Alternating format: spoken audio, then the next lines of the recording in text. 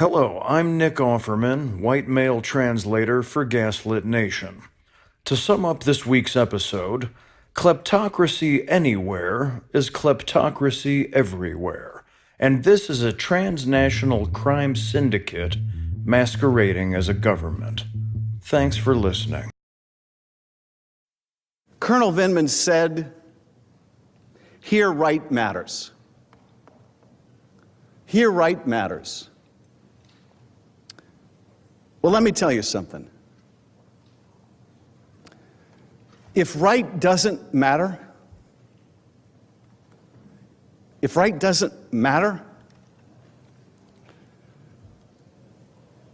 doesn't matter how good the Constitution is. It doesn't matter how brilliant the framers were. It doesn't matter how good or bad our advocacy in this trial is. Doesn't matter how well written the oath of impartiality is. If right doesn't matter, we're lost. If the truth doesn't matter, we're lost. The framers couldn't protect us from ourselves if right and truth don't matter. And you know that what he did was not right. You know, that's what they do in the old country that Colonel Vindman's father came from, or the old country that my great-grandfather came from, or the old countries that your ancestors came from, or maybe you came from. But here, right is supposed to matter. It's what's made us the greatest nation on earth. No Constitution can protect us. Right doesn't matter anymore. And you know you can't trust this president do what's right for this country. You can trust he will do what's right for Donald Trump. He'll do it now. He's done it before. He'll do it for the next several months. He'll do it in the election if he's allowed to. This is why, if you find him guilty, you must find that he should be removed. Because right matters. Because right matters. And the truth matters. Otherwise, we are lost.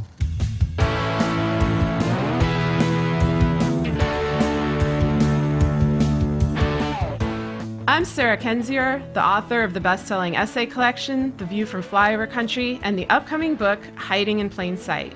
I'm Andrea Chalupa, a journalist and filmmaker, and the writer and producer of the upcoming journalistic thriller, Mr. Jones. And this is Gaslit Nation, a podcast covering corruption in the Trump administration and rising autocracy around the world.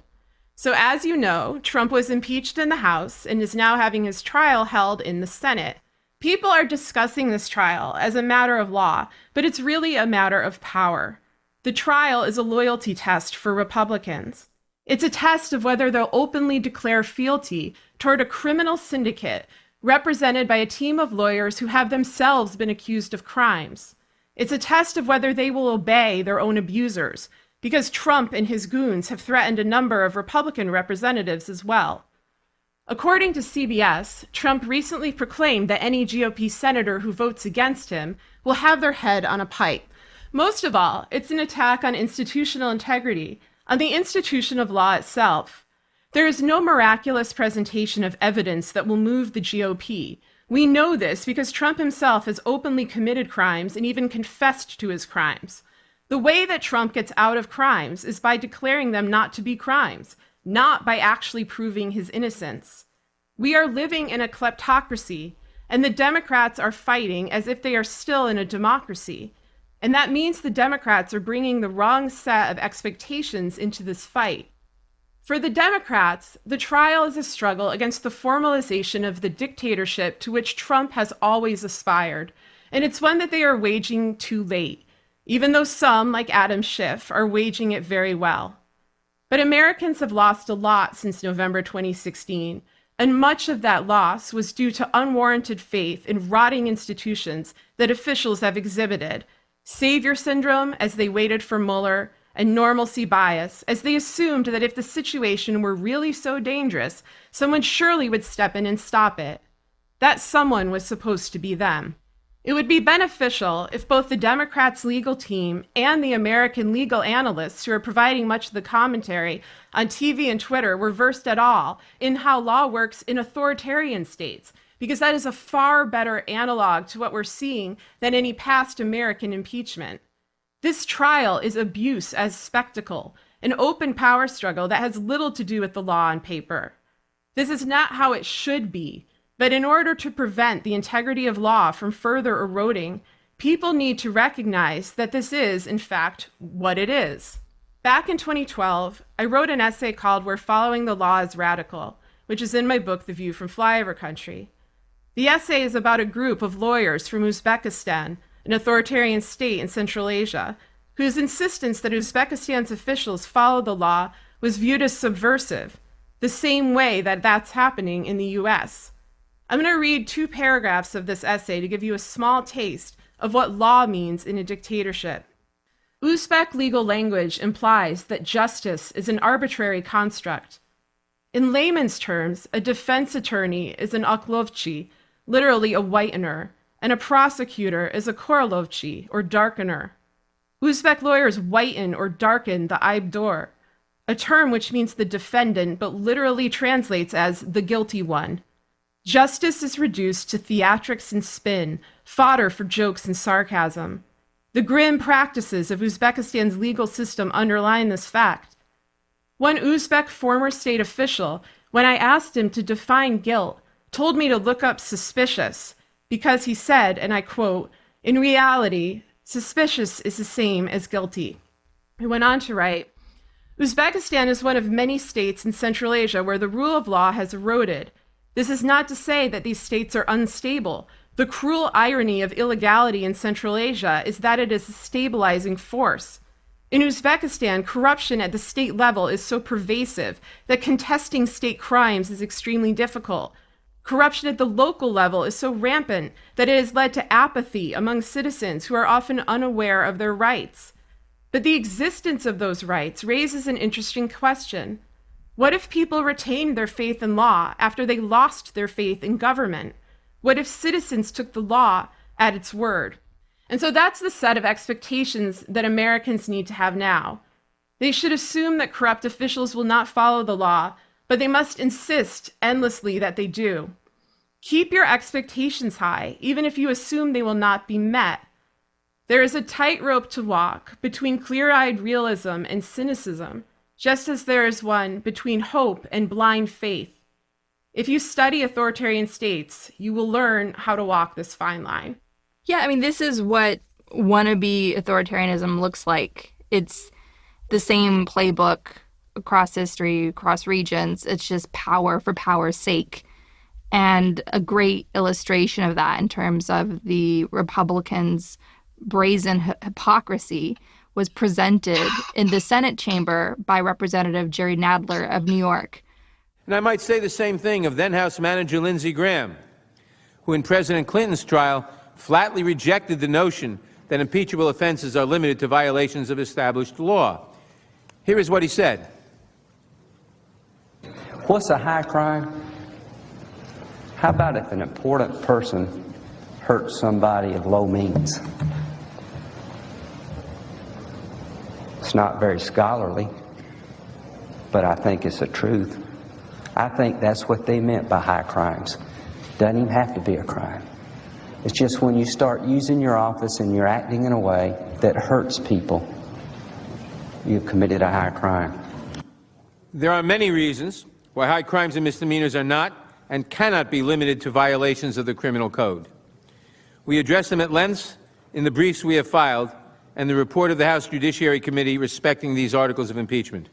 All of this reminds me, I had an incredible interview with Oleg Sentsov, who was the rising star Ukrainian filmmaker who was kidnapped from Crimea for his pro-democracy activism during Putin's invasion.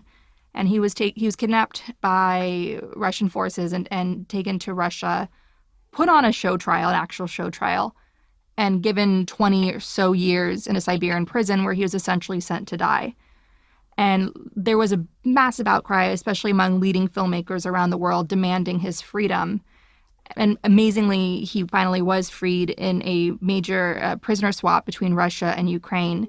And as soon as he arrived in New York the other week, as soon as he arrived in the US, I was his very first stop. Not because he was like eager to see me by any means. I was eager to see him.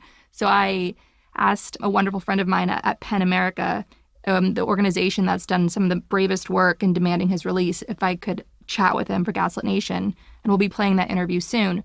But one thing that Oleg Sentsov said, I was asking him about what prison was like, what the guards were like. And his answer was incredibly chilling because his answer includes all of us. He described his time in a Russian penal colony as being like the Stanford prison experiment. Power for the sake of power can happen anywhere, even in a mundane setting. While the Stanford prison experiment, there have been it's become more of like a pop culture reference because it does fall short scientifically here and there. It's been revealed, but it still stands as a demonstration of the choices people make when there's power at stake. The point that Oleg Sentsov made about a Russian gulag of today is that the elements of authoritarianism can exist anywhere. No one is immune to it. And so what you're seeing with the Republicans in the Senate is a total obedience to a widely corrupt leader. He and his family live above the law. They've amassed a fortune living above the law, essentially. And they expect total obedience like autocrats. And if you don't fall in line, you will be humiliated, you will be isolated, you will be harassed. They have a long history of doing that. And any little perceived grievance against them, including the freedom of the press doing its duty to the public by reporting on their corruption and their harassment and intimidation, that is immediately attacked. And they try to scapegoat members of the press and minorities and rile up their supporters in a big frenzy of hate against them. They leverage their crowds at the rally like a blunt force instrument to consolidate and protect their power. So all of this is being carried out under Donald Trump's Republican Party. It's worse probably than most of us are even aware. It's the same pattern that we've seen continuously from the moment that he announced his campaign. And the expectation that led to his success was, of course, that people would step in, that they would obey, that they would not surrender, and that also that the threats of physical violence, of surveillance, of all the other mechanisms that Trump learned from people like Roy Cohn or the other mobster-affiliated actors in his orbit, that they were not so bad. The people who discussed them must be exaggerating or letting on, because clearly if this had all been going on, it would have come to the surface. And of course it had. There were a large number of journalists who spelled out these dangers, both of Trump and the Republican Party, for like 40 years. A lot of times on this show, people will talk about us and say, Sarah and Andrea told us that, they warned us of this. The reason we were able to warn you of this is because of the work of people like Wayne Barrett or David K. Johnston or others, who are covering Trump, or Robert I. Friedman, who wrote Red Mafia. Like, all of this information was out there, and you can combine it with seminal works on the Republican Party, like The Family or Dark Money, anything that describes this, emerging kleptocratic ambition that's happened over the last 40 years. And in my new book, which comes out in April, I weave those two narratives together. But anyway, my point is that this wasn't inevitable, but it certainly was predictable. And you should, learn from this history, learn from the people who played down these threats, who said that this was impossible, when you're trying to predict what Trump is going to do next, especially if he is acquitted by the Senate, which it looks like, of course, he will be, and cheats his way to a second term and becomes installed as president. Because, as we've warned many times before, all of these atrocities that you view as impossible are absolutely possible. And this is how autocracy rises in countries around the world. So please, learn the lessons of history. So you wanted to go into Adam Schiff. Oh, yeah. Let's talk about Adam Schiff and some of the other people at this impeachment hearing. So, Adam Schiff has been doing a really great job. You heard a viral clip of him at the beginning of the show. But as appreciative as we are, there remains the mystery of why it's taken until January 2020 for Schiff to be so consistently forceful. Because as we know, and as he knows, Trump and his administration have been committing crimes the entire time. You may remember that Schiff also gave a fantastic speech on March 28th, 2019, known as his "It's Not Okay" speech. My colleagues may think it's okay that the Russians offered dirt on a Democratic candidate for president as part of what was described as the Russian government's effort to help the Trump campaign. You might think that's okay. My colleagues might think it's okay that when that was offered to the son of the president, who had a pivotal role in the campaign, that the president's son did not call the FBI. He did not adamantly refuse that foreign help. No, instead, that son said that he would love the help of the Russians.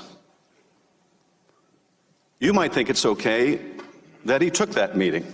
You might think it's okay that Paul Manafort, the campaign chair, someone with great experience in running campaigns, also took that meeting. You might think it's okay that the president's son-in-law also took that meeting. You might think it's okay that they concealed it from the public. You might think it's okay that their only disappointment after that meeting was that the dirt they received on Hillary Clinton wasn't better. You might think that's okay. You might think it's okay that when it was discovered a year later that they lied about that meeting and said it was about adoptions. You might think it's okay that the president is reported to have helped dictate that lie. You might think that's okay. I don't. You might think it's okay that the campaign chairman of a presidential campaign would offer information about that campaign to a Russian oligarch in exchange for money or debt forgiveness. You might think that's okay. I don't. You might think it's okay that that campaign chairman offered polling data, campaign polling data to someone linked to Russian intelligence. I don't think that's okay. You might think it's okay that the president himself called on Russia to hack his opponent's emails if they were listening. You might think it's okay that later that day, in fact, the Russians attempted to hack a server affiliated with that campaign. I don't think that's okay. You might think that it's okay that the president's son-in-law sought to establish a secret back channel of communications with the Russians through a Russian diplomatic facility. I don't think that's okay.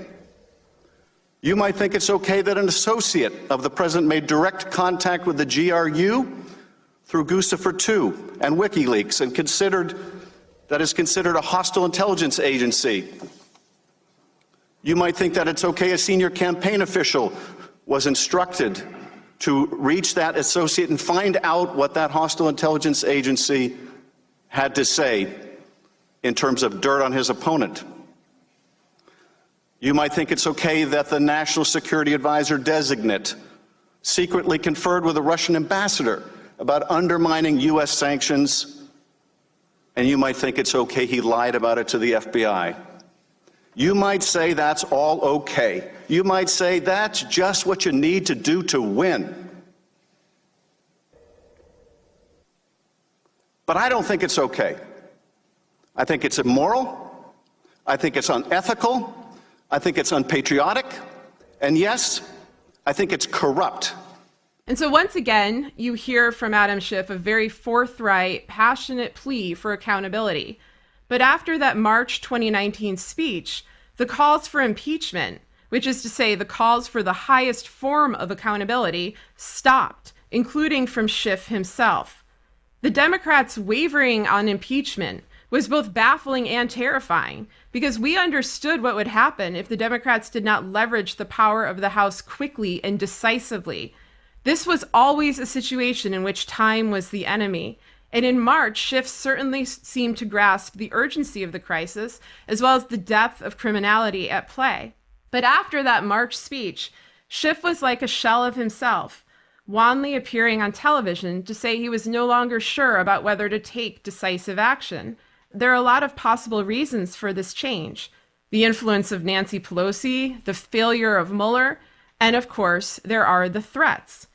And so last week, we discussed how Trump and his goon squad threatened the impeachment witnesses, most notably Marie Yovanovitch, with physical violence, and how these threats follow a long career of threatening private citizens. It's also worth noting that Trump has spent his entire presidential tenure threatening members of Congress and trying to get violent followers to act. Among his targets are the members of the so-called squad, like AOC and Ilhan Omar, who had to have armed protection, Elijah Cummings, whose home was broken into right after Trump's Twitter threat and who died a few months later, with his family saying that Trump's threats contributed to his poor health. And this week, Trump threatened Adam Schiff, tweeting, "Shifty Adam Schiff is a corrupt politician and probably a very sick man. He has not paid the price yet for what he has done to our country." So on TV, Schiff said that he considered this tweet to be a threat, and he's absolutely right. Yet no one has acted to stop it or to really protect him. And now it's been a few days, and this tweet is rarely discussed. Like so many others, Schiff has been left to basically fend for himself, and I'm worried about his safety. I think it's important to remember that Donald Trump is an illegitimate president. He got impeached for trying to do in 2020 what he essentially got away with doing in 2016, which is getting foreign help to steal a presidential election. So let's not forget, we've been always pointing out the June 2016 meeting in Trump Tower between Don Jr., Jared Kushner, the president's son-in-law, Paul Manafort, the Trump campaign chairman at the time, with representatives of the Kremlin, people that are paid to further the interests of the Kremlin in the West. And we've always referred to this as the quid pro quo between the Trump campaign and the Kremlin, because what happens next? About a month later, the Kremlin hands off the stolen documents and emails from the DNC, stolen by Russian hackers from the DNC, and hands off those materials to WikiLeaks, which then goes on to publish that material so that it will inflict maximum damage against Trump's opponents and further divide and conquer Americans against each other to help bring Trump to power. And all of that was done in conjunction with a sweeping social media disinformation campaign, militarized propaganda across all available social media platforms, and then all other types of shenanigans of Russian hackers infiltrating election systems in all 50 states. So this whole sweeping coalition of corruption, including a mass murdering, far-right, xenophobic terrorist regime in the form of Putin's Kremlin, all of that was done to steal the 2016 presidential election for Donald Trump. Donald Trump is an illegitimate president. And he got caught. He got caught red-handed. It's all there. He tried to force through another quid pro quo, this time in trying to pressure Ukraine. And he got caught red-handed. And that is what got him impeached. And so we've been living in America with a constitutional crisis. Donald Trump steals the presidential election, and everybody just lets him go through. Like all this was normal. And Sarah and I and others who are following this very closely and being attacked with hit pieces and being harassed and getting death threats and so forth, we were living in this surreal world of feeling completely isolated. And it was just a horrible feeling. And the only consolation I think we have now is that now everything that we're screaming about for so long is mainstream. And we don't point that out to say we're right. We point that out to point out that this was all happening in the open and it could have been stopped. And so because it wasn't stopped, because you had the New York Times writing days before the 2016 election that the FBI saw no link between Trump and Russia, Sarah and I and others that were screaming about this looked absolutely crazy. And the attack pieces piled on, including from the Kremlin. And so what we've sort of seen and what Sarah and I now have a podcast to rage against is this horrible default in the way our institutions operate. In striving to be so above board and having this institutionalized mindset, they basically carried on instead of confronting the constitutional crisis. They tried to essentially take baby steps to address it. President Obama, on his way out, called a bunch of called a big investigation and called for sanctions, which Trump, of course, dragged his feet on because he'd be punishing his campaign mates. What we then had at the start of 2019 with the Mueller report coming out, they pounced on that and gaslit the major media with Barr's report, which ran on Barr's cover-up, was picked up and repeated by the New York Times, the Washington Post, and other major front pages of major newspapers saying that Mueller exonerates Trump. Well, we know that's not true. So they've been amazingly successful because our institutions were completely caught off guard by this. And they're now playing catch up. And the only credit I can give them, including the leading House Democrats, Pelosi and Schiff and Nadler and others, is that maybe they saw this coming, that they could finally meet the highest beyond doubt standards that our institutional mindset establishment of Washington, D.C. abides by, that allows criminals to run amok because everything has to be done with this fake air of respectability. Maybe they saw with the trips Giuliani was taking, the meetings Giuliani was having, from whatever they overheard, whatever information was being fed them, maybe they saw that Donald Trump was heading straight into a trap in the spring of 2019, where he gave them what they needed, which is finally committing the crime out in the open where they have him. He did the crime there in the transcript. It's all there, the quid pro quo. It is all there. The witnesses are all there. Mueller did not have enough of that to bring down Don Jr., for instance, and Ivanka and Jared, or he didn't act on it. So where Mueller fell short, the crime that finally got Trump impeached, it was a much stronger, solid case that would then lead to impeachment. And so I think optimistically that our Democratic leaders saw this coming, and they knew it was just a matter of time that they would just catch Trump red-handed and have an open and shut case for impeachment, which would then make allowing that to go through easier. And Schiff, being a man of great conviction and courage, I think that his language saying, he wasn't sure about impeachment was more to set a standard, more to try to help his colleagues rise to a standard of, we're not going in there to politicize this. We're going to come to this as American patriots. We're going to have open minds. And to basically be such a strong counter to the Republicans like Mitch McConnell, who came straight out and said, of course, we're going to have a sham election and be in the service of Donald Trump and his lawyers, where Schiff was trying to maintain the opposite of that, to give greater accountability to the Democrats' case of impeachment. And I don't think it was him not understanding the urgency of the moment. I think it was him trying to raise the standards and to lend greater credibility to the Democrats' case for impeachment by saying he wasn't, he was still not convinced of impeachment. I think he has been the strongest, fiercest leader in fighting with moral courage to try to protect our country against growing autocracy. So I think Schiff was just doing this as part of a larger strategy. And, I always call out the Democratic establishment when they do fall short. But I think in this case, if you look back on 2019, it's amazing how the pieces so fell into place in their favor. And I think part of that was almost waiting for Donald Trump, being the easy mark that he is, being the complete idiot that he is, to come out and do a crime on paper in the transcript, that they could have such an easy open and shut case and not have to deal with the stupidity and the gaslighting and the complicit media that follows a cat laser pointer of Barr and other gaslighters and the Trump coalition of corruption. I think they needed that home run, and they certainly got it, and Trump delivered it for them.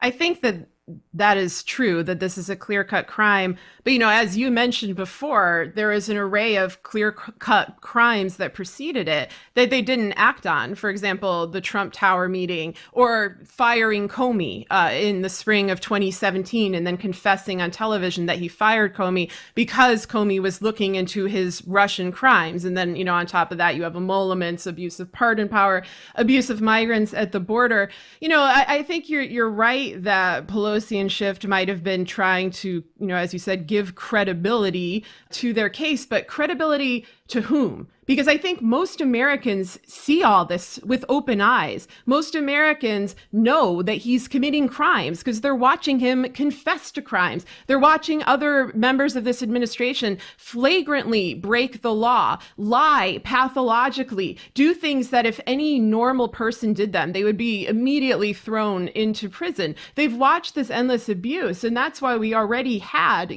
by the fall, over half the country wanting Trump to be impeached and removed. And that number remains the same now. And so I kind of look at Schiff and Pelosi and the rest, and I'm like, who are you serving? Are you serving the public, or are you serving some sort of DC elite establishment whose approval you crave? Because none of this is going to change the mind of the Republican Party. And maybe that's a delusion they had. Maybe they thought that senators and others could be persuaded that if Trump does something, so clear cut, as you said, a crime committed on paper, that there would be no way they could acquit him because of the shame or the hypocrisy or the obligation to follow the law or any of that.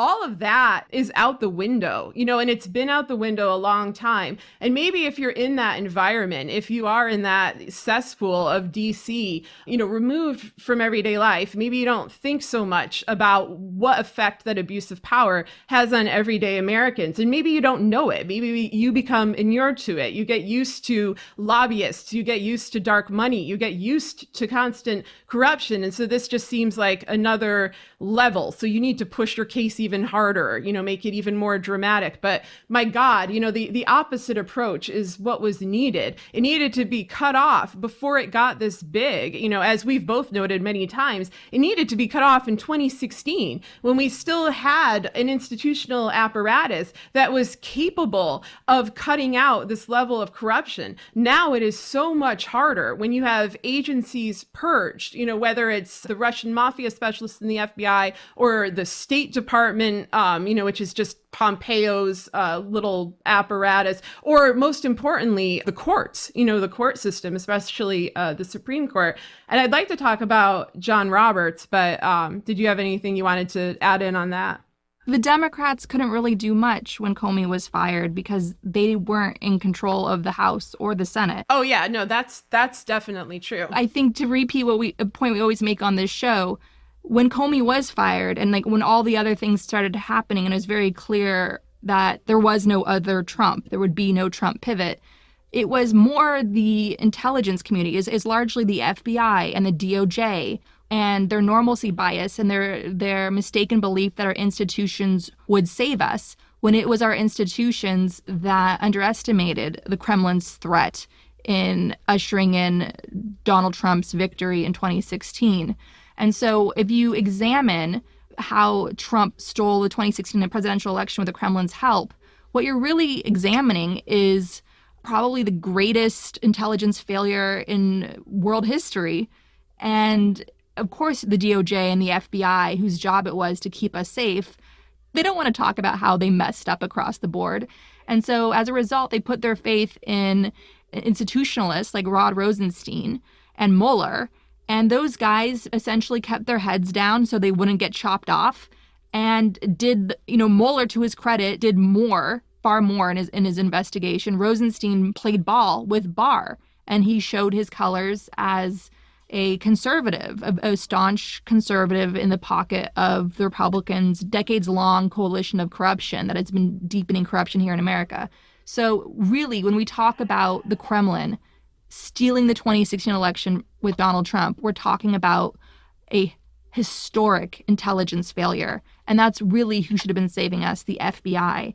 The Democrats did what they could with the large, diverse group of leaders that they have. And when you're in a hostage situation, as we currently are now, with a Russian mafia asset in the Oval Office, you have to think strategically. And I think so far, looking back now with the benefit of hindsight on 2019, I think the Democratic leadership, including the progressive wing, including AOC, including Senator Warren and others that demanded impeachment, I think working together across the spectrum of the Democratic Party, I think everybody made the absolute right moves that they had to make in order to get impeachment through. And I want to just go into a little bit of that because this goes into some other stuff that we like to talk about, which is the point that this is the first Twitter impeachment. This is the first social media impeachment. And here's why that matters. So here are the interesting numbers from Axios. I'm quoting now directly from an article from Axios. Interest in the Senate impeachment trial over its first 3 days was barely half as strong as the first 3 days of the House impeachment hearings, according to data from Newswhip exclusively provided to Axios.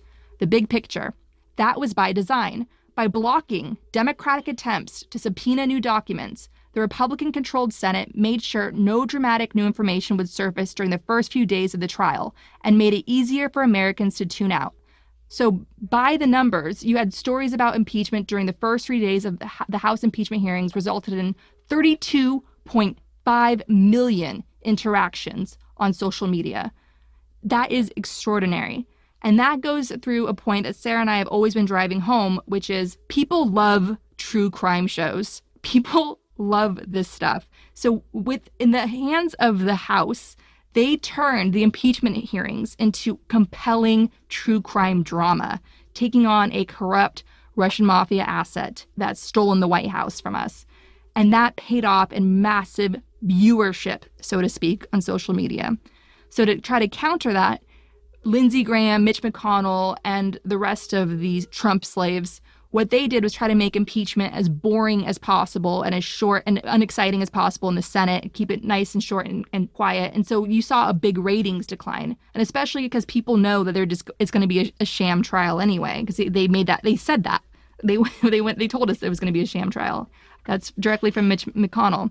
So all of this goes to point to the fact that with this being the first Twitter impeachment, a great meme that captured this was when Voldemort Putin was trending on Twitter. And that is courtesy of Representative Sylvia Garcia, a Democrat of Texas, who's one of the House impeachment managers. She gives this powerful statement calling out Trump for being a weapon of Russian disinformation. And in doing so, she cites the congressional testimony of Fiona Hill, a leading expert on Putin, and the former official at the U.S. National Security Council who gave incredible testimony to Congress.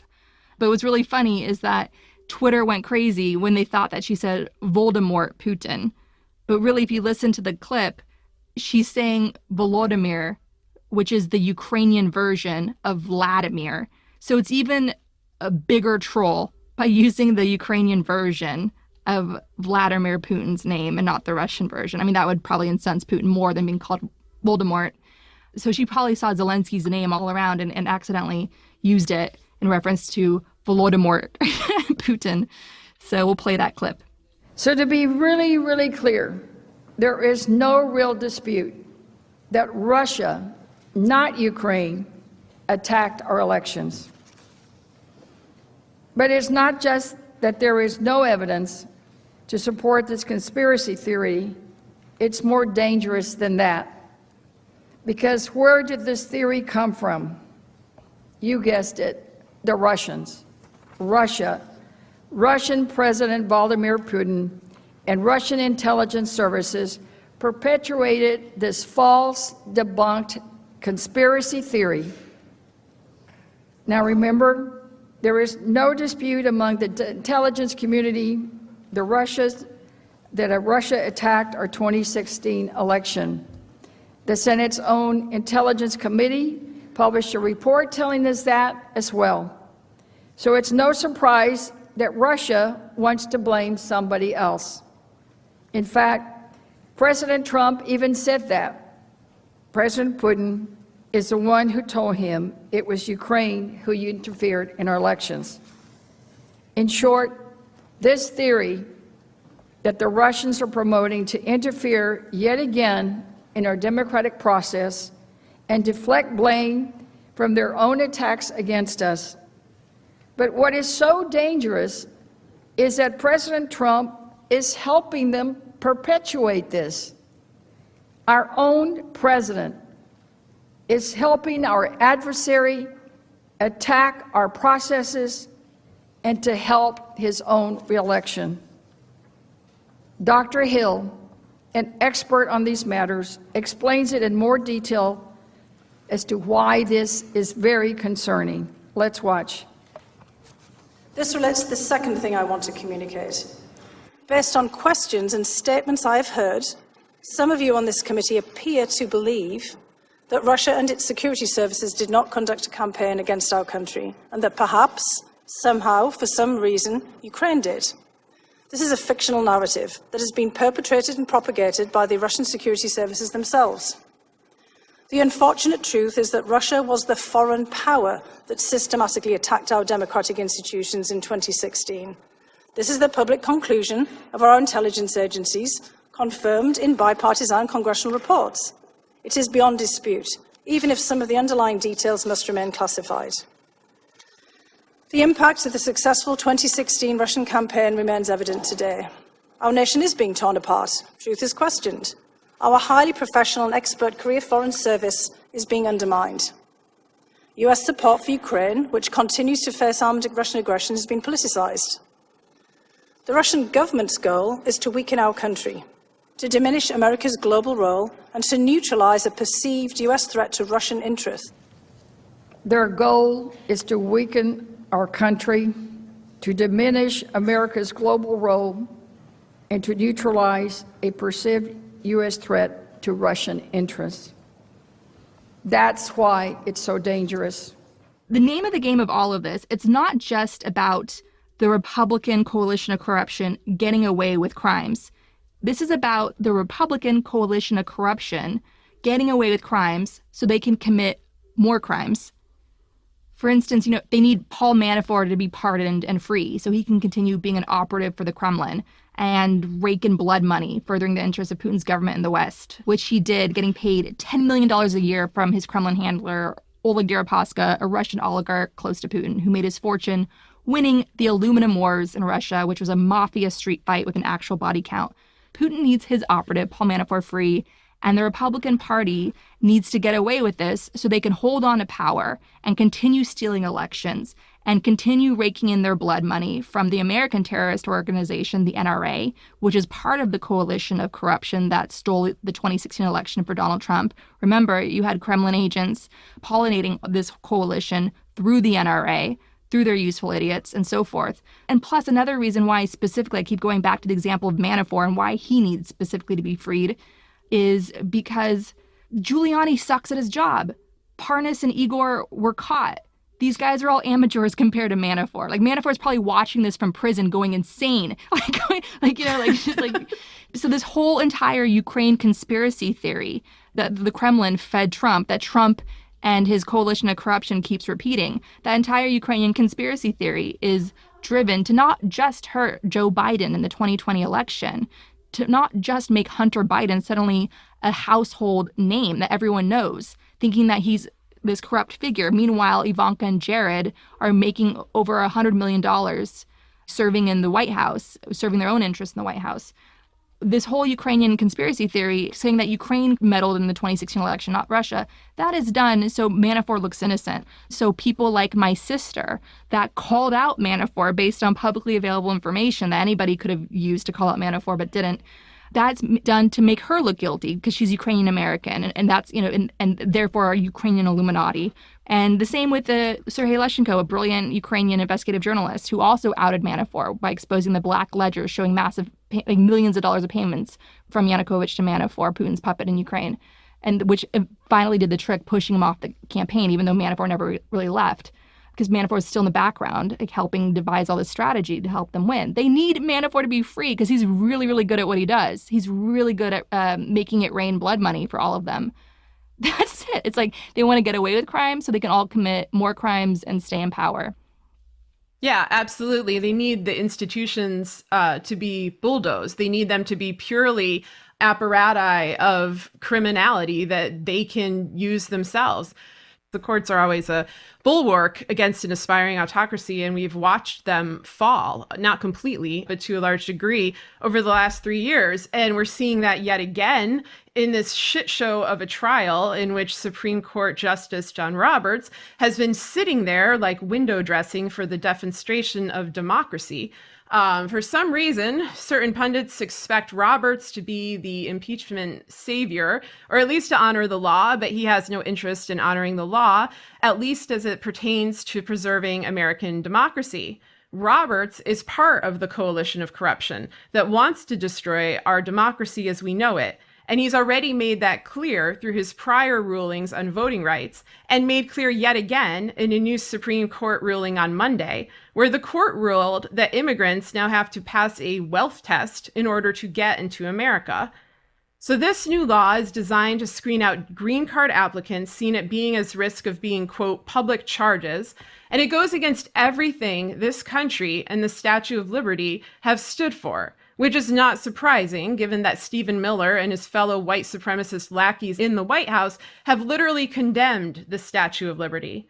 That most Americans have ancestors who would have not made it into America under this law, including many of Trump's own ancestors and the ancestors of other Supreme Court judges, does not concern this coalition of corruption. They are seeking to turn the U.S. into a white nationalist kleptocracy, and they want to codify that in law. So people need to stop having faith in John Roberts to do the job of protecting U.S. democracy. From the start, Trump, McConnell, and other Republicans had their designs on the Supreme Court. This is why Judge Kennedy, who they were likely able to control because of his connections to Deutsche Bank, resigned and was replaced with Brett Kavanaugh, who came in with a ton of debt and shady connections, and most importantly, an open declaration that he would never prosecute Trump no matter what Trump did. They arranged the court that way for a reason, and they got that accomplished before the 2018 midterms, which brought in the blue wave, for a reason. They needed that court control in case the Democrats initiated impeachment proceedings or took other assertive legal action. If they had thought that John Roberts was going to be a problem for them, they would have dealt with him earlier. Quickly, on John Roberts, he's a reminder that we have to stay engaged with where we are now in our country for at least the next 10 years plus, because John Roberts got there on the Supreme Court in the first place because, lo and behold, the Republicans stole... I sound like I'm like, and then the Republicans stole this election and that election. They stole a lot of elections. I mean, go on. When you cannot win on the issues, you gotta steal elections. That's been on record as their strategy. They steal elections. They do it across the board, from gerrymandering, which the Democrats continue to take a strong stance against in recent years, which is great. But the Republicans have their racist voter ID laws. Now they have their horrible, vulnerable electronic voting machines and so forth. Yeah, if you can't win on the issues, you steal elections. So John Roberts sitting up there is a reminder to all of us that we are in this fight for the long term and that we absolutely have to stay engaged, because we thought George W. Bush was as bad as it gets with the two horrible wars that he dragged us into that were the Pandora's box, the apocalypse with the rise of ISIS and so forth, and helping Wall Street become a gambling den on steroids. We thought George W. Bush was as bad as it gets. And now we have Trump because we allowed George W. Bush and Cheney to walk free and be normalized, not held accountable for their war crimes and so forth. I mean, Halliburton made a fortune off of Bush's forever wars. And that was all done intentionally, of course, because those wars were built on lies. And so what we need is an absolute war on the lack of accountability. And so we have to stay absolutely 100% engaged in this fight. And that's where you start now, by following your heart in the Democratic primaries. Whichever candidate speaks to you, that is your North Star. And even if they don't do well in the early states, that does not matter. Sometimes the early states do not determine who the primary winner will be. You've got to stay fighting, you've got to stay passionate and keep showing up, because that is how you find your people. That is it. So that's how you find your community that's going to sustain you in the essential work that we all need to be engaged in to make sure that a George W. Bush, a Donald Trump, never happens again. That is the name of the game now. And so I want to just share really quickly a story, because I like talking about my film a lot because I'm very proud of it, but also the 14 years it took me. There was at one point, coming from journalism and working with an actual fact-checking department when those things were around, in a lot of newsrooms, I had a very difficult time writing a historical screenplay because I had a hard time with poetic license and accepting that I needed to do poetic license in order to make the movie work. And my initial scraps of the script sucked because they were so stodgy and almost written like a documentary. And so I showed the script to a friend of mine who was a struggling filmmaker by the name of Ritesh Batra. We worked together on a short film of his that nearly killed him. Nearly killed him. He was driving with his actor, and the actor had a seizure and ran a light and then got T-boned by a truck. And Ritesh woke up in the hospital with like broken ribs, and he was there for like 6 weeks. So he was somebody who should have absolutely given up on filmmaking because he was struggling and it nearly killed him. And instead he had this passion, and I was so drawn to that passion. And when he read my script, he was like, what the hell is this? He's like, cut out the history lesson and just give me a good story. He was like the Patrick Swayze to my Jennifer Grey in Dirty Dancing. And so I ended up listening to him. There's no reason for me to listen to him. He wasn't accomplished by any means. He just had this passion, and I was drawn to that passion. And I showed up for him. I worked as a volunteer on his short film. I did what I could to help him because I believed in him. And that's a metaphor for getting involved in the primaries now and showing up for the candidate you believe in, showing up for the other volunteers you meet on the ground and the staffers that you believe in. Follow that passion in the Democratic primaries, no matter what the polls are telling you, no matter what endorsements are coming out. Just listen to that passion, because that's how you're going to find your own Ritesh Batras. Because what ended up happening is that Ritesh Batra finally did make a feature film. That film was The Lunchbox, and it sold to Sony Pictures Classics. And then he went on to direct Robert Redford and Jane Fonda in a beautiful movie called Our Souls at Night. And I knew him way back when he was a big, fat, beautiful nobody. And I trusted him, and I was attracted to him because of that passion. So that's why right now, follow your heart, because you will find your people who you will join with. And one day, 10 years from now, you will wake up in a brand new country, one that you together have helped transform. Yeah, hopefully, because what we have now is basically the Republican version of Celebrity Apprentice, where disgraced representatives and officials are dug out from the darkest archives of history and put back in the administration. And a key example of this undesired recycling is John Bolton, who is once again in the news. And so John Bolton has a book coming out in March. You should not buy a book from this asshole. You should also not buy into the lie that Bolton is withholding information for the purpose of his book sales. And I'm going to give an example here. Look at James Comey. It was because Comey testified under oath to Congress in 2017 that his book did so well in 2018.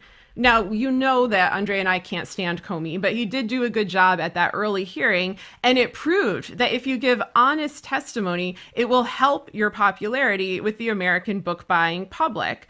And so John Bolton is not carrying out, his current actions, his current refusals to testify, his little parsing of information to various media outlets and not under congressional oath. He's not doing that for the sales. He is a manipulative liar who is incapable of giving honest testimony unless telling the truth serves to further whatever horrible, broader agenda he has, like, for example, furthering along his long-desired Iran war.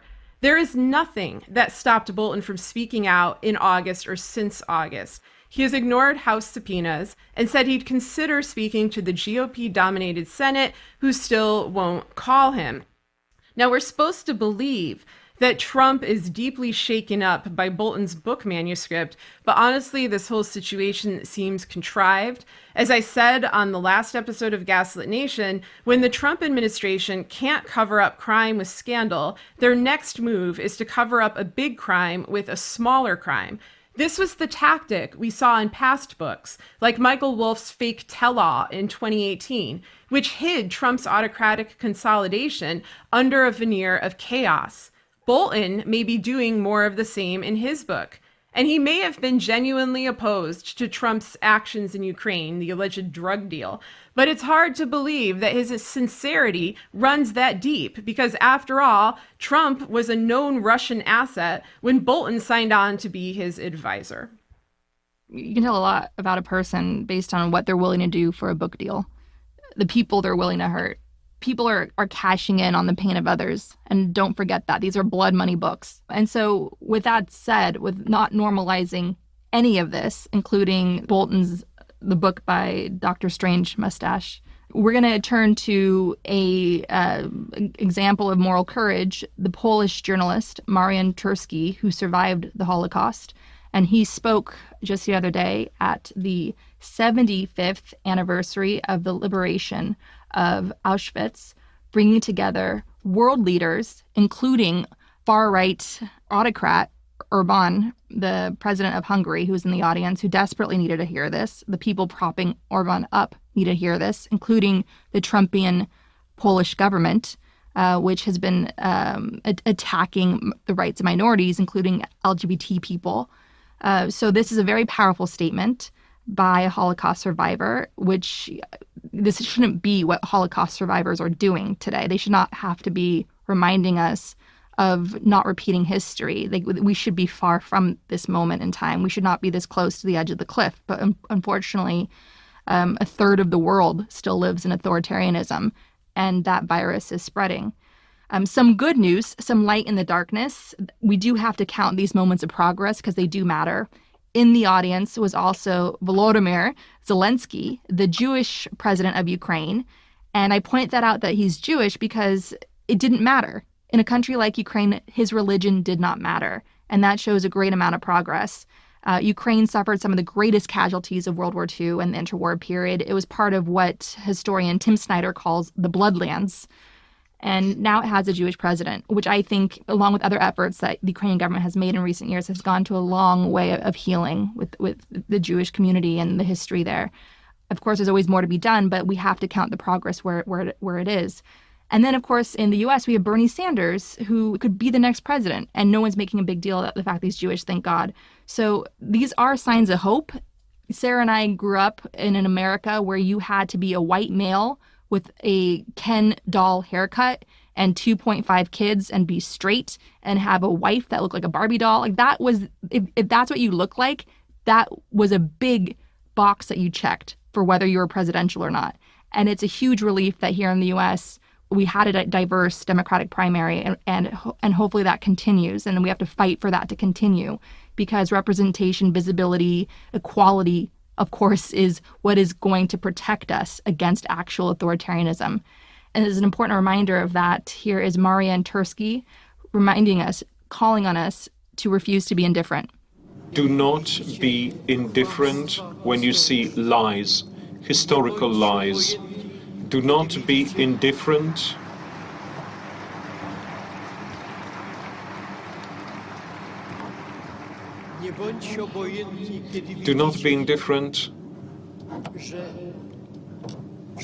when you see that the past is stretched to fit the current political needs. Do not be indifferent when any minority is discriminated, because the essence of democracy is that majority governs, but democracy hinges on the rights of minorities being protected, and they have to be protected. At the same time,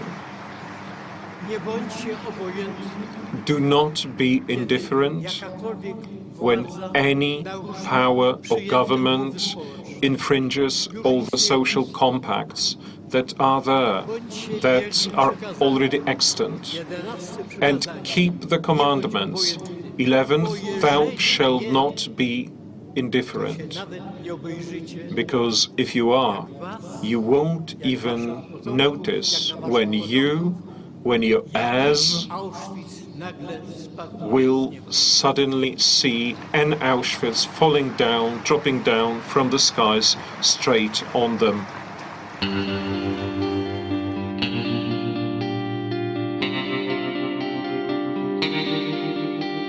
Our discussion continues, and you can get access to that by signing up on our Patreon at the Truth Teller level or higher. We want to encourage our listeners to help the victims of the Australian fires by donating to the St. Vincent de Paul Society in Australia, working on the ground to help people in need. Donate at donate.vinnies.org.au. For help directed toward Australia's First Nations communities, check out the Fire Relief Fund for First Nations Communities by Neil Morris. We've posted links to these groups and others on our Patreon page. We also encourage you to donate to WIRES, a group that rescues native Australian wildlife in distress. Donate at wires.org.au. And if you want to help critically endangered orangutans already under pressure from the palm oil industry, donate to the Orangutan Project at theorangutanproject.org. Gaslit Nation is produced by Sarah Kenzier and Andrea Chalupa. If you like what we do, leave us a review on iTunes. It helps us reach more listeners. And check out our Patreon. It helps keep us going. Our production managers are Nicholas Torres and Carlin Daigle. Our episodes are edited by Nicholas Torres, and our Patreon exclusive content is edited by Carlin Daigle. Original music in Gaslit Nation is produced by David Whitehead, Martin Vissenberg, Nick Farr, Damian Arriaga, and Carlin Daigle. Our logo design was donated to us by Hamish Smith of the New York-based firm Order. Thank you so much, Hamish. Andrea... Gaslit Nation would like to thank our supporters at the producer level on Patreon. Adam Ingersoll, Adam Levine, Alabama, Alan Liu, Angela Harvey, Ann Marshall, A.W. Nicholson, Becky Karush, Brian Tahudin, Carl Hosier, Carol Golstead, Catherine Anderson Karina, Kathy Kavanaugh, C. Baker, David Porter, Diana Gallagher, D.L. Singfeld, Dorothy Komarak, Doug Friedenberg, Elizabeth Dove, Eric Kaplan, Irina Guardia, Ethan Mann, Fontaine Carpenter, George Hughes, Gordon Shumway, Gustav Halsby, James Tolley, Jared Lombardo, Jason Benke, Jason Rita, Jeff Thompson, Jennifer O'Hearn, Jennifer Slavic, Jans Alstrup Rasmussen, Joel Newman, John Dambro, John Laughlin, John Ripley, Karen Crouch, Katie Cotton, Katie Masuris, Kelly Ranson, Kenshiro Nagagawa, Kevin M. Garnett, Kim Mellon, Christy Vitale, Lawrence Graham, Leo Chalupa, awkward, Lisa LaFlame, Lorraine W. Todd, Luke Strad, Mandy Farraport, Marcus J. Trent, Margaret Moe, Margaret Romero, Matt Perez, Maureen Murphy, Michael Woldridge, Michelle Dash, Mike Tripico, Nicole Spear, Ray Alba, Rhonda White, Rich Croft, Robert Wedginski, Sonia Bogdanovic, Solomon Hikes, Stephanie Phopes, Tanya Chalupa, they're all here, Victoria Nordgren, Victoria Olson, Zachary Lemon. Sap Rousdower. Thank you all so much for your support. We could not make the show without you.